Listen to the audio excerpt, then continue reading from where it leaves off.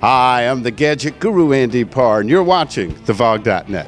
I'm here at Indian Motorcycle of Daytona Beach, and here with me is Enzo, who is the owner. And I guess the first thing I should say is congratulations. Not only does Indian have a new owner, you are now the newest Victory dealer in the country. Is that correct? Yeah, that's correct. And we're very excited about being part of the Polaris family and the new acquisition of Victory motorcycles. And we're hoping to take that to the next level. Well, I tell you, you're on a wonderful location, so the people know when they come to Daytona Beach. Where exactly are you located here? We're located at 402 North Beach Street, and this is the Indian Motorcycle shop. But the Victory Motorcycle shop is going to be a standalone store at 406 North Beach Street, which will have its own building, its own parts department, its own personnel. It's not going to be interchanged like Indian and Victory, like most of the previous Indian dealerships did. We're having two separate stores. That way they have their separate experience. Now, as you know, Victory has made a great reputation on not only quality and reliability, but offering test rides. Because of your location here, what's your thought about having people try it before they buy it? Oh, absolutely. We agree with that 100%. We've been doing that with the Indian motorcycles. We offer demo rides every day. They're welcome to test drive the bike. We know that we have a great product, and once they ride it, they definitely buy it. So that's the same experience that I want to pass on with the Victory bikes, and that they will ride and they will end up buying it. To be honest, I know very little about the Indian lineup. What I am to understand, and please correct me where I'm wrong, is that now that Polaris has taken over Indian, they streamlined the line down to 3 models for now. There'll be future models coming out later. I mean, none of us know what that's going to be. But for now, what is in the Indian lineup?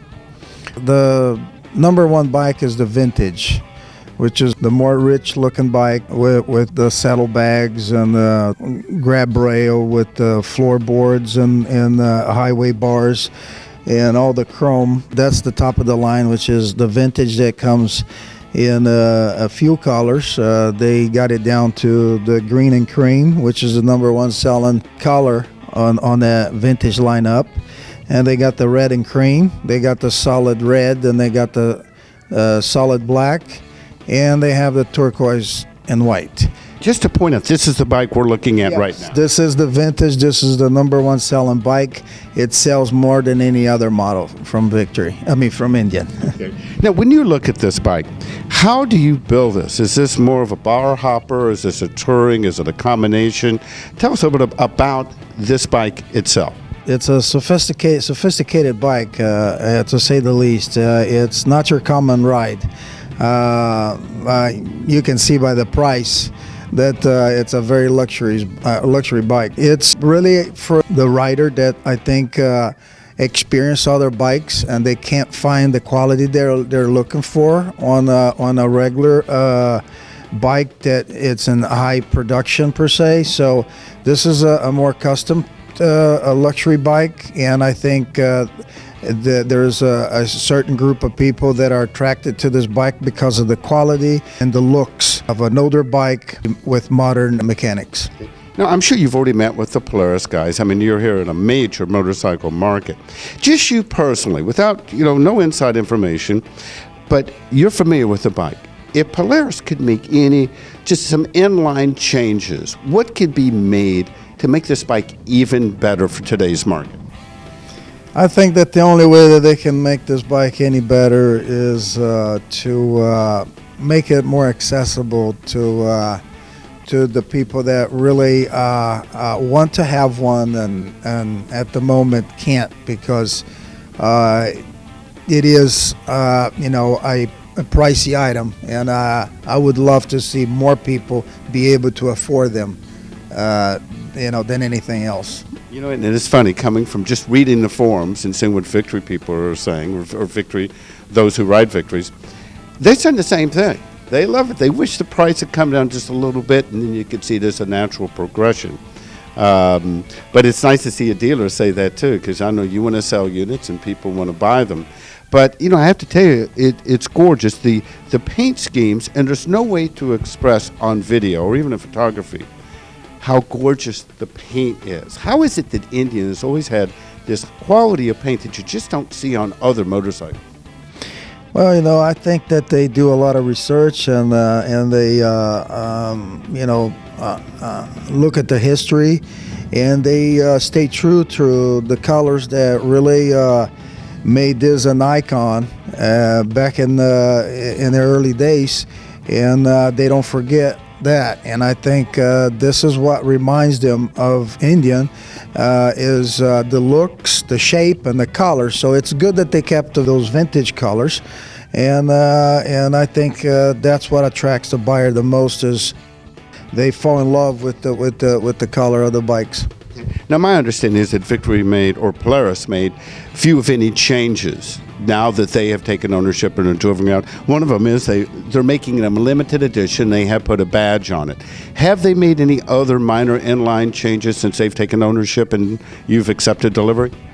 No, not at this point. There hasn't been any change. Okay. Now, on this model right here, this is the high end, and again, I get the names confused. This is the vintage Chief. Am I? Is that correct? Yes, that's the Indian Chief vintage model. Okay. What's the price point on this? The retail price? It's $37,000. Again, it's not for the weak of wallet, but you never know what might happen from here. Now, the next model down from that, because you have 3 models in the line. Which one is that? That would be the Dark Horse, and that will be around $26,000. Okay, and what separates the Dark Horse from that? What's its signature features? It's got a flat finish to it, and it's a more sporty looking bike, and it doesn't have as much chrome as the vintage does. It's all flat black finish on the engine and handlebars, mirrors, and throughout the whole bike. Okay, but that no windshield, that's an open bike? Yes, it's a totally open bike. Okay, and then your entry level is which model? Well, it would be considered the classic. That's the baby of the group, and but again, it's a very nice bike. It's got a lot of chrome for an entry level bike, and it's got all your luxury components such as hydraulic clutch, and all the chrome controls are Brembo, and it still has a lot of the luxury parts that goes into a vintage, but still an entry-level bike at the price, which is the $25,000 range. They both are offered in black and red on the classic, and on the Dark Horse they're on flat black only. Now, when you look at the 3 bikes, basically it's the same frame, the same engine, same transmission. The difference is the way they're painted up and the way they're accessorized. Is that a fair statement? Yes, that's a fair statement. Okay, so for any potential Victory owners who are thinking about stepping up to an Indian, any final words of wisdom? Well, just save your money and your dream will come true. And I think Polaris is going to make that dream come true a lot easier for a lot of people in the next couple of years. Just stand by, and watch, and I think you'll be able to afford an Indian pretty soon. Well, Enzo, I want to thank you very much for your time. I hope you take some time, come over to thevog.net, introduce yourself, and I'm sure the Victory owners would love to hear from you, both from the Victory side as well as ask questions about Indian. But the site, you're always welcome there. Okay, thank you very much. Okay, for thevog.net, I'm the Gadget Guru, Andy Parr, and I'll see you on the road and online.